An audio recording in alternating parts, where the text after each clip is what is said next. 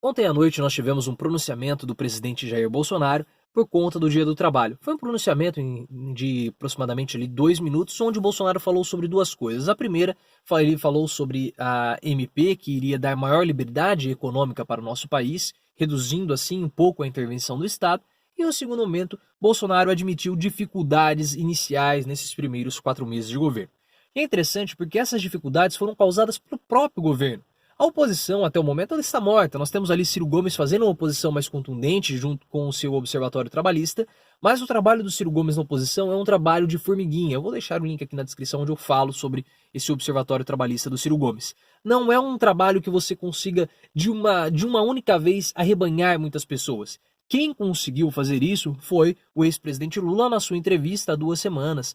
Semana passada, melhor dizendo, né? Entrevista semana passada para a Folha de São Paulo e ao País.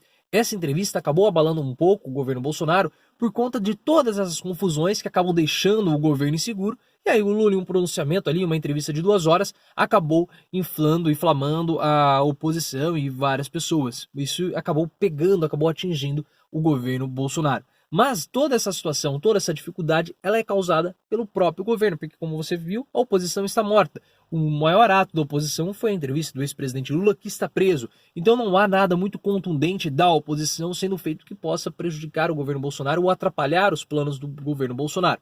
O que nós temos tendo são justamente os laranjas do PSL, o caso do COAF, o Fabrício Queiroz, a crise interna do presidente com seu vice, os filhos do Bolsonaro, a briga do Carluxo com agora o Santos Cruz. Então são problemas internos criados pelo próprio governo. E se a economia tivesse apresentando sinais de melhora, toda essa crise iria ser deixada de lado e a população estaria mais satisfeita com o governo Bolsonaro. O problema é que nesses primeiros meses de governo, a grande dificuldade do governo Bolsonaro, ou melhor dizendo, o grande problema social do governo Bolsonaro tem sido o aumento do desemprego. As práticas, as políticas sociais que foram pensadas por Bolsonaro, como a redução do preço do gás, que está sendo discutida, e o 13º do Bolsa Família, ainda não foram absorvidas pela população. E o que nós temos é uma redução, na verdade, na quantidade de empregos. Nesse primeiro trimestre, nós tivemos um aumento no desemprego, agora o desemprego está em 12,7%. E nós perdemos 873 mil vagas, mil postos de trabalho em apenas 3 meses. Esse é um resultado muito ruim, porque quanto menos gente tendo emprego, são menos pessoas tendo condições de consumir produtos, quanto menos gente consumindo produto, menos lucro para as empresas, e aí as empresas, quanto menos lucros elas têm, mais postos de trabalho são perdidos. Quanto mais gente perdendo emprego, menos gente consumindo, você entra em um ciclo vicioso muito nocivo. E quem deveria estar trabalhando para aumentar a quantidade de empregos, trabalhando para melhorar a economia, que é o Paulo Guedes, ele não tem feito medidas para, de fato, possam incentivar o consumo e assim aumentar a quantidade de empregos. Recentemente, Paulo Guedes, mais uma vez, ao comentar sobre a medida do governo, que é aquele imposto que eles estão fazendo, aquela espécie de nova CPMF, Paulo Guedes mais uma vez começa a chutar valores. Ele falou em uma entrevista coletiva, dizendo que com esse novo imposto, em 1 ano e meio nós iríamos criar 1 milhão, 2 milhões, 3 milhões, 4 milhões, 5 milhões, até 5 milhões de empregos em 1 ano e meio. Mas perceba que é muito parecido com o que ele fez na Globo News. Paulo Guedes, naquela entrevista que ele deu na Globo News, o link está aqui na descrição do meu comentário. Em um determinado momento ele fala que com a reforma da Previdência nós iríamos gerar 1 milhão, 2 milhões, 3 milhões de empregos em 3 anos com a reforma da Previdência. E lá mais para o final da entrevista ele fala que ia ser feito algo que nunca no Brasil foi feito, que era gerar 10 milhões de empregos em 3 anos. Então perceba que ele chuta valores, ele começa a falar, a chutar valores para tentar convencer as pessoas. Mas isso não adianta mais hoje em dia. Porque o que me espanta é justamente alguém dentro do governo Bolsonaro não entender que a forma de fazer política mudou. E Bolsonaro, com essa mudança na forma de fazer política, ele foi um grande beneficiado de toda essa mudança. Porque hoje, com a internet, você tem acesso à informação, você consegue compartilhar informações, compartilhar dados. E o Paulo Guedes, ele chuta esses valores acreditando que as pessoas não vão contestar esses dados, não vão contestar esses cálculos. E é claro que fazer uma previsão de demanda ou qualquer tipo de previsão é muito difícil. E é muito incerto. Porque qualquer valor que você vai alterar ali, qualquer premissa utilizada, isso vai acabar alterando os valores. Mas de onde Paulo Guedes tira esses números? E isso que é interessante, e isso que é importante, melhor dizendo, nós sabemos. Quando foi questionado sobre os cálculos da reforma da Previdência, de onde ele estava tirando os cálculos, de como ele estava chegando a esses valores de economia e principalmente de empregos. Em um primeiro momento foi negado essa informação e depois o governo liberou um PowerPoint que é completamente inconclusivo. Então o Paulo Guedes, ele fala desses valores, chuta esses valores, mas ele não mostra como ele está chegando a esses valores. E isso causa, obviamente, insegurança nas pessoas, porque parece ficar algo muito vazio, acaba parecendo um simples blá blá blá de político. E eu sinto o Paulo Guedes muito deslocado desse governo. Parece que ele está meio perdido, parece que ele não fala a mesma língua do restante da equipe do governo Bolsonaro.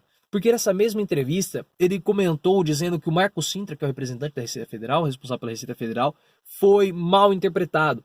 Porque o Marco Sintra, antes do Paulo Guedes, ele havia comentado sobre esse imposto e ele disse que haveria uma tributação nas igrejas, né, praticamente essa nova CPMF que o governo Bolsonaro está planejando.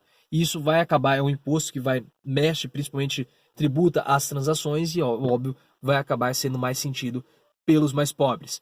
E ele falou que o Marco Sintra ele foi mal interpretado. Mas como que ele foi mal interpretado se as palavras vieram da própria boca dele? Ele falou sobre imposto nas igrejas, né? Imposto em cima do dízimo. Então não teria como ser mal interpretado. E o Paulo Guedes, essa medida de desonerar, ele acredita que vai gerar novos empregos. Mas isso não vai acontecer. Não é desonerando folha de pagamento, não é reduzindo tributos que você faz com que as pessoas contratem, com que as empresas contratem mais. Você só faz as empresas contratarem se as empresas tiverem perspectiva de retorno, ou seja, clientes. Eu vou explicar essa situação para vocês. Vamos imaginar que a empresa tem um custo de R$20 com um funcionário, R$10 de salário e mais R$10 de tributos. Vamos supor que com essa desoneração do Paulo Guedes, esse valor de tributos, esse custo tributário de R$10 caia para R$5. Então a empresa vai ter um custo agora de R$15. 10 de salário e 5 de encargos. Sobrando assim R$5. O que a empresa vai fazer com esse excedente de R$5? Ela vai pegar e vai interiorizar e declarar como lucro. Ela não vai pegar esse dinheiro e investir. E aí você pode falar, mas as empresas agora elas têm mais dinheiro em caixa, elas podem investir. Não necessariamente, porque a empresa ela não precisa ter dinheiro para fazer investimento. Se a empresa quiser investir, ela vai no banco, pega um capital de terceiro, faz um empréstimo no banco e acaba investindo. Mas os juros é muito alto. Não interessa que o juros é alto. Se houver perspectiva de lucro, a empresa vai pegar esse empréstimo e vai investir. Vamos supor a seguinte situação. Vamos supor que tem uma região e a empresa ela tem 100 clientes. São 100 pessoas que essa empresa tem, não tem outras pessoas para serem clientes dessa empresa. Então, existem 100 pessoas e essa empresa já atende essas 100 pessoas. Vamos supor que nós tivemos agora uma redução dos tributos e essa empresa tem mais dinheiro em caixa. Adianta essa empresa investir para ter mais retorno? Não adianta, porque se ela já atende todos os clientes que a capacidade dela, todos os clientes disponíveis, ou seja, são 100 pessoas e ela atende todas as 100 pessoas, não adianta ela fazer investimentos porque ela não vai conseguir mais clientes. E eu só consigo gerar empregos se eu tiver clientes. Eu só faço investimento se eu tiver cliente. Se eu tiver perspectiva de aumentar o meu lucro, se eu ver no horizonte pessoas consumindo, eu vou e faço investimento. Porque assim, esse dinheiro que está nas mãos do cliente vai vir para o meu bolso e isso vai aumentar o meu lucro como empresa. Então, para que eu possa aumentar a minha quantidade de clientes e assim gerar empregos, eu preciso incentivar o consumo. Só que no Brasil hoje nós temos 54,8 milhões de pessoas que vivem com menos de 400 reais mensais. Então, para eu gerar empregos, eu preciso de medidas que passem necessariamente pelo aumento do consumo. O Paulo Guedes ele pode fazer medidas para desonerar folha de pagamentos, para desonerar as empresas, mas ele precisa incentivar consumo, ele precisa fazer uma política que incentive consumo das pessoas, principalmente das pessoas mais pobres. Porque o mais pobre, qualquer dinheiro que cai na conta dele, ele já vai reverter em consumo, ele não vai economizar. Se ele tiver 10 reais a mais, é 10 reais que ele vai utilizar para comprar. Se ele tiver R$1 a mais, é R$1 a mais que ele vai utilizar para comprar. Que seja um cafezinho a mais, um suco de laranja a mais. Esse suco de laranja a mais que vai gerar mais empregos. Esse saco de arroz a mais que vai gerar mais empregos. Então, para gerar empregos, é necessário que haja um incentivo ao consumo. E aí você pode falar, mas com essa desoneração nós iremos atrair mais mais investimentos estrangeiros. Isso é verdade, mas os investimentos não vão vir da forma como você acredita. Como eu falei, com essa desoneração, as empresas vão ter mais dinheiro sobrando. Esse dinheiro vai ser interiorizado como lucro. O lucro vai aumentar, aumenta o lucro, aumenta o valor das empresas na Bolsa de Valores, a Bolsa de Valores se valorizando, isso atrai investimentos externos. E esses investimentos não vão ser investimentos para expansão do mercado, expansão do consumo. Não, vão ser investimentos no capital financeiro, no capital especulativo.